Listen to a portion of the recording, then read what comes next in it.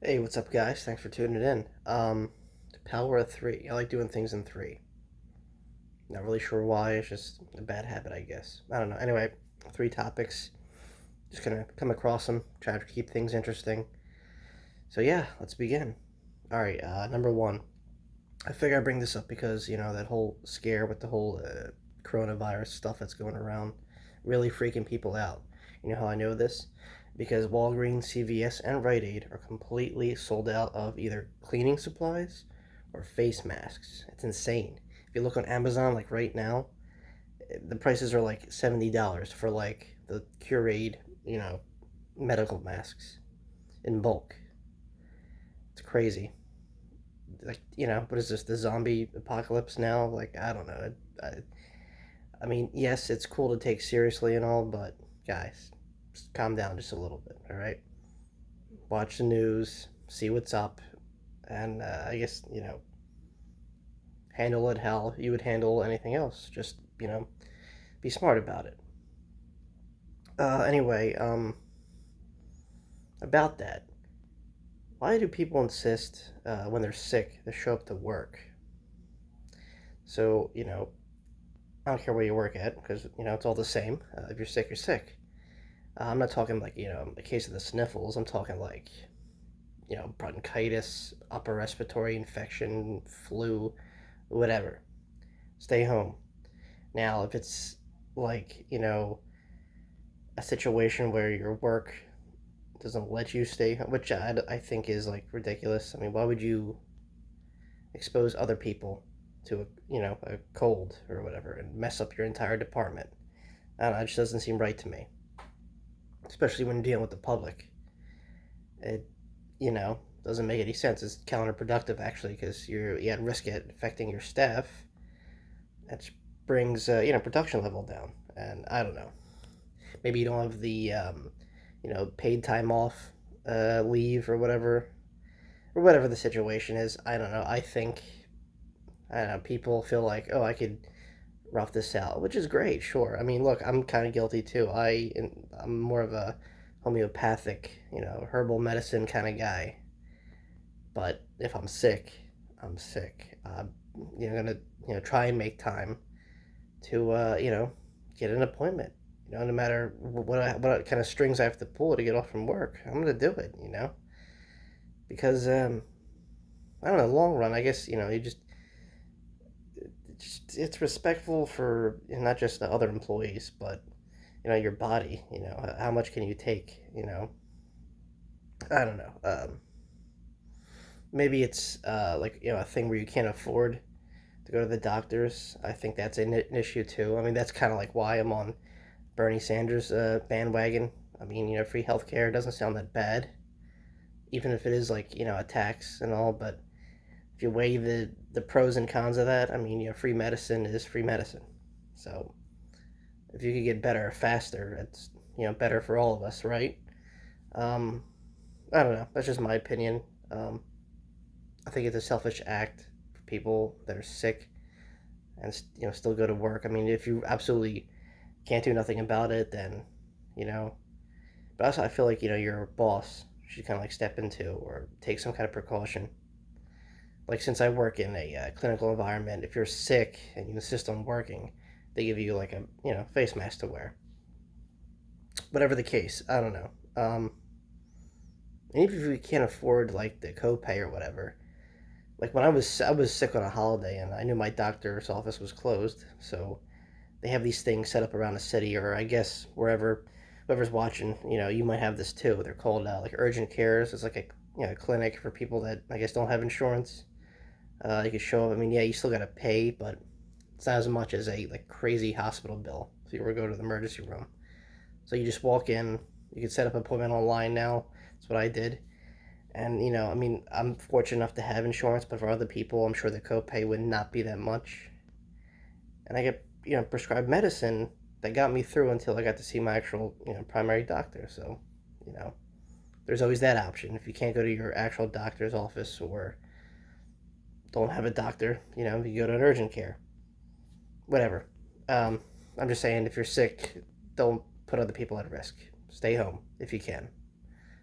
Um, Number two, so me being like a history lover, I'm not a historian per se. I'm a lover of history, and I study a lot of that stuff. It interests me. Bores most people, but I like it. So a lot of people are like, Lou, how do you get the facts right? How do you know what's real and what's not? Well, I'm like, you can't really take, some ancient historian or some, scribe that wrote something down that happened in the past 100% accurate or serious for that matter. Like I mentioned before in an old post, an old video, that the enemy always writes, their the person that they conquered's history. History is always written by the victor or whatever. That's true, but you should be able to tell, because I'm going a long shot here. You know a thing or two what you're looking up, so you shouldn't really be that absent-minded. If you want to know facts, you got to go digging. You can't just take one person's word for it. If you're that anxious to know the truth about something that happened years ago, then you got to look for yourself. You can't just skim Wikipedia or something. Now you got to dive deep. That's why, I'm going to say maybe 80, 90% of when I talk about and mention about history is accurate. I'm not tooting my own horn. I mean, I get my sources just like anyone else would. But I kind of, dig a little deeper. You know what I mean? I go through books, actual texts, Um, even the archaeologists back then, I guess, you really can't trust their theories or thoughts or, what they wrote down, because a lot of them had their own agendas. But today, I think people play on equal level field, and they're just as anxious to get the truth out there as to find the truth themselves and tell it to everyone else. So the point is, not too many people are bullshitters today as they were in yesteryear or the past. Um, oh, and also science. You can't really deny scientists. We've made so many advancements. We're not, Elon Musk level yet, but when it comes to historic objects or, you know, um, archaeology finds or, ancient artifacts and all that stuff, we use science to back up whatever, said historian or, some guy who wrote someone's biography to, back up their claims or whatever. Like trees, for example. You want to know how old a tree is? You count the rings. That's a fact. You could do that. Carbon dating. I'm a believer in that. That's real. That's done in a lab. So there's no bullshit there. So yeah, that's where I get my information from. If the science checks out, if it makes sense, and you compare other because most often than none, you have two sides of a story, and you can kind of measure up what makes sense and what's real to what's fabricated. You compare and contrast.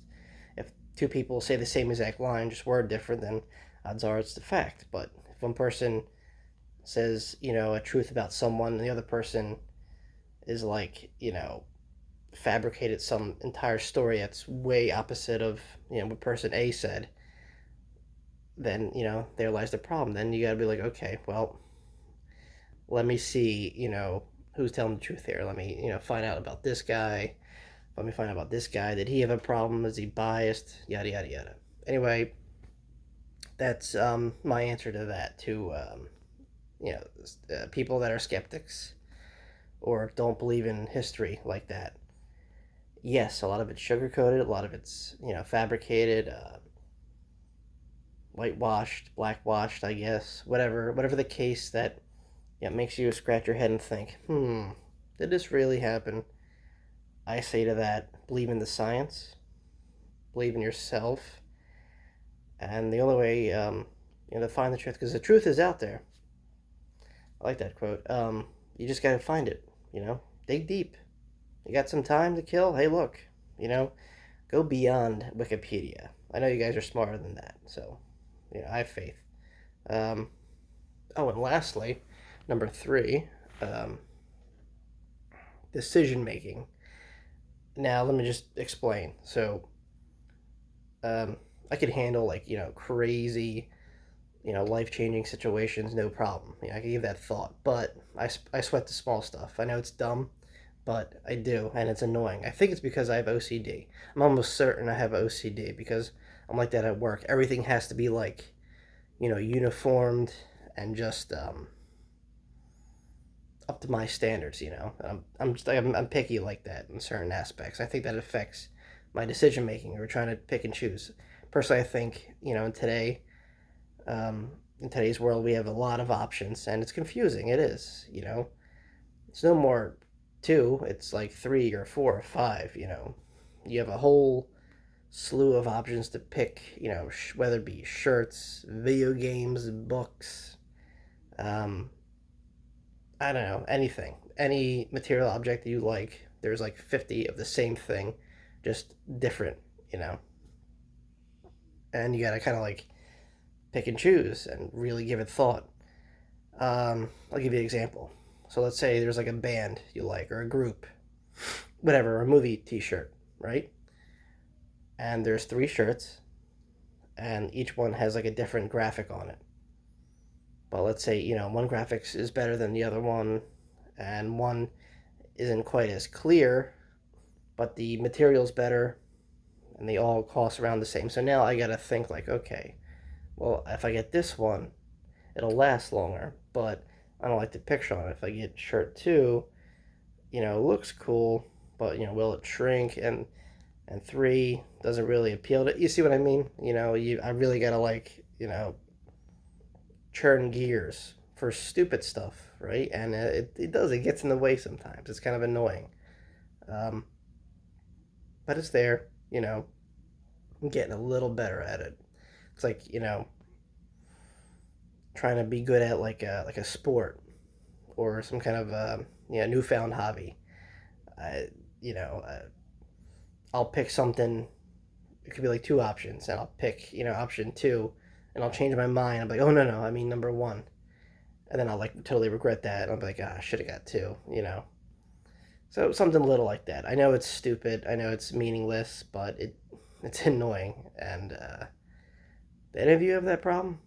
I don't know. Is it easy for you guys to pick and choose something you really like? I mean, and like I said, I don't mean like serious stuff. I mean like fickle stuff.